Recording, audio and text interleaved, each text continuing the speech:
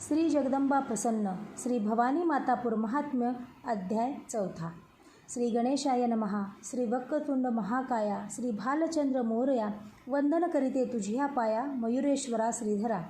मंदमती मी बालक तूच माझा पालक एकदंत तू विनायक दीनबंधो दयाळा. तुझी करीतसे प्रार्थना पूर्ण करी ग्रंथरचना सुरस होवो पद्यरचना तुझ्या कृपे श्रीहरी. तुझ वंदिते जगदोद्धारा हेच मागते तवद्वारा. नको विन्मुख धाडू घरा पदर माझा पसरिते. आता नमिते कुलदेवतेला सहाय्य करी या कार्याला. पूर्ण करी ग्रंथाला तव हस्ते मोहिनी.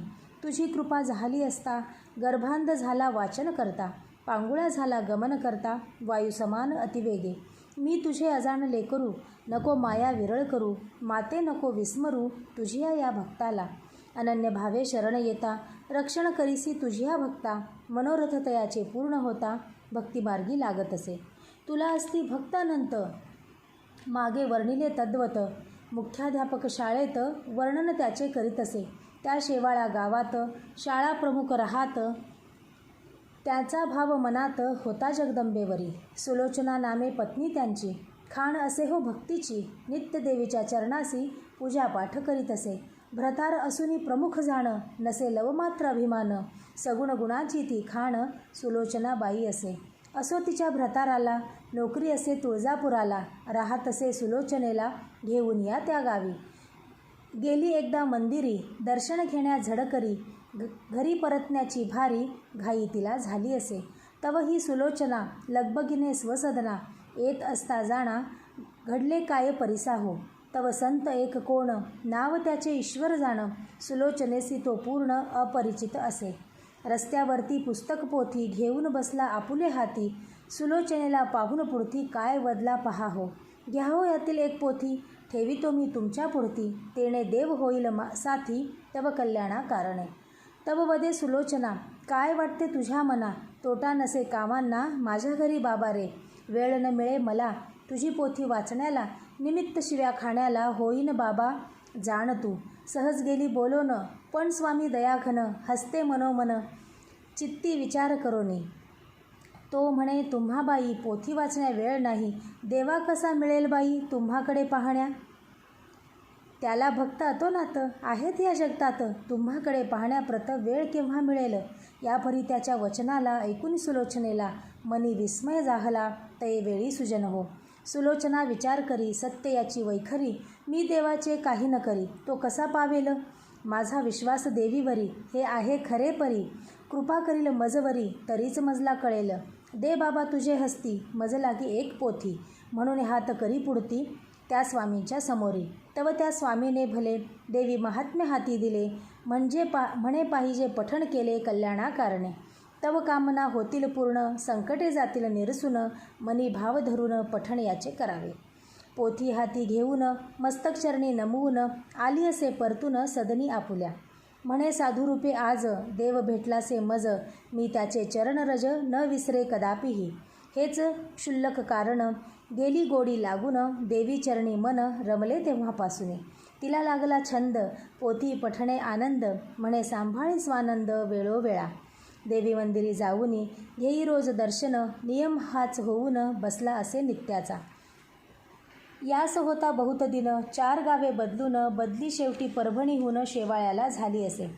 तव तिथे काय घडले ते पाहिजे श्रवण केले. जगदंबेने काय केले ते ऐका श्रोते हो. ती शारदा तशात आली होती शेवाळ्यात. भेट घेण्यानिमित्त सुलोचनेची. तव ही सुलोचना गेली शारदेच्या भजना. ओढ लागली मना आली धावत वेगाने. तो दिवस होता साचा श्रावण शुद्ध शुक्ल अष्टमीचा. वृत्तांत सांगते त्याचा भाविक हो श्रवण करा. ते दिनीपासून आईचा संचार होऊन तिच्या शरीरी संचारून राहिली ती जगदंबा. अजून तिच्या कुडीत वास्तव्य आहे करीत. जगदंबा निश्चित भाव पाहून तियेचा. स्फुरले जे अंतरी ते लिहिले पानावरी. रेणुका विघ्न निवारी पहा भक्तांचे. भक्त अनेक वर्णिले आणखी काही राहिले. तया वर्णन्या भले मज बुद्धी दे रे ईश्वरा. या शेवाळ्या गावात नीळकंठ नामे विख्यात. तोही असे एक भक्त श्री रेणुका मातेचा. तो साधा शिक्षक असून भार्या त्याची सगुण.